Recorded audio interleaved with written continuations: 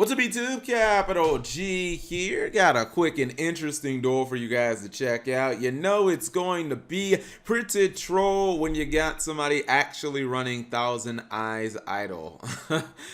Seriously, who actually plays that card? If I'm not mistaken, it's one of the fusion materials for Thousand Eyes Restrict, but I've never seen someone summon Thousand Eyes Restrict with polymerization, but looks like this relinquished player actually has the ability to do that. Thank goodness it's a level 1, so at least he can give it up to summon relinquished. Then we got vampires at the bottom. Much maligned archetype came out and didn't come out, but got more support in Dark Saviors, was incredibly unsuccessful, mainly because they just don't have enough good monsters, honestly.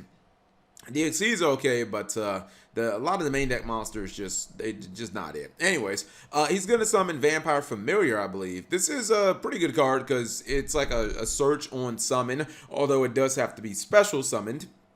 He will use the Twin Twister, but gotta be careful activating cards in the same column. You might end up getting impermanence. So he actually gets him with a really good impermanence play.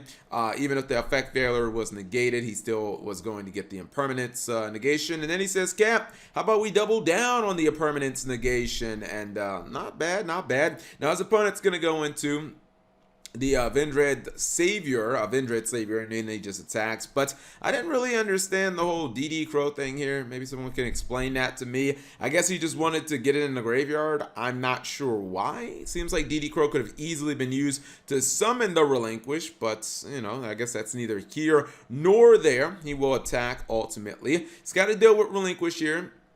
And Vampire's not the greatest deck at top decking. I really don't like the fact that this card has to be special summon. It's a good card, but if it has to be special summon in situations like that where you just top deck it, it's just, ugh, man, you know, it just kind of doesn't serve a purpose. Now, he will discard it to try to special summon it from the graveyard, and it's going to find its mark here, but it's kind of hard to mount any offense with just Twin Twister and Dark Sacrifice. We'll see if that is going to ultimately get him anywhere. Twin Twister is actually going to be used to take the relinquished pieces away, and if you can believe this, he's actually going to find himself a nice comeback, because when relinquished doesn't have any monsters equipped to it, it's not really a threat. Like, you have to have some of the defensive cards for relinquished, so we'll see where he's going to go. Okay, you know what? I totally lied about the comeback. Turns out he's actually just going to roll over and die. No comeback at all, at least until he got his copy of Samurai Skull, which can send Mizuki to the graveyard. Okay, now he can actually start doing some stuff. He can take away his opponent's monsters. Link Karibo can block attacks, but it can't actually, you know, stop these cards. Now, this is going to be an offensive explosion from the relinquished deck. And you look at his hand and you're like, Cap, I'm not seeing an offensive explosion here. There's a bunch of random cards, but would you believe that there is an offensive explosion coming from Relinquish? Watch this cheese. He's going to go Widow Anchor, give me that monster, then goes into Halifabrax. This is the only time where I've seen Halifabrax in the last, I don't know, 3 months and then immediately throw up.